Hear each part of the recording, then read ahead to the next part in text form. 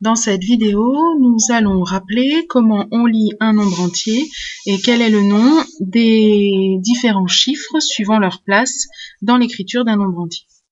Alors, rappelons d'abord que 1, 2, 3, 4, 5, 6, 7, 8, 9 et 0 sont les 10 chiffres qui permettent d'écrire tous les nombres, comme les lettres de A à Z permettent d'écrire tous les mots. 1054 est donc un nombre qui comporte 4 chiffres. 7, lui, est à la fois un nombre et un chiffre. Pour pouvoir lire les grands nombres facilement, on va les regrouper par tranche de 3 chiffres en partant de la droite.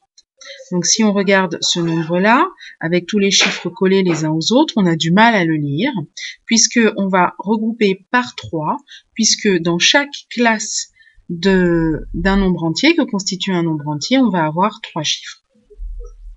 Ce nombre, on va aller le mettre dans un tableau pour rappeler les différents noms des différents chiffres suivant la position.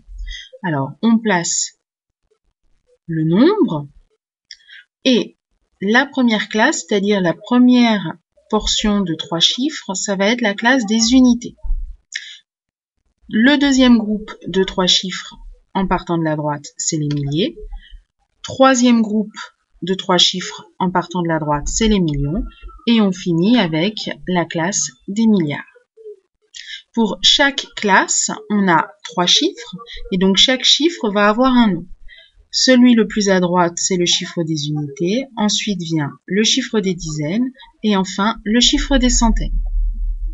Et pour chaque classe, on va avoir ces 3 chiffres, à chaque fois, unité, dizaine, centaine.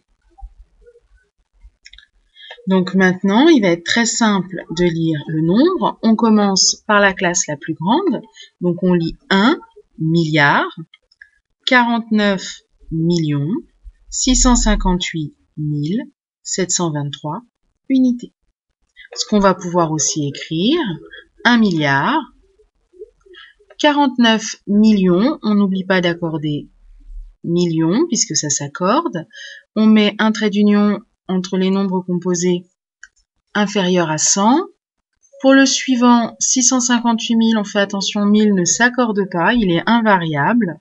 100, lui, ne s'accordera, et donc on mettra un S uniquement s'il n'y a rien derrière. Donc là, comme il y a 58, on ne met pas de S.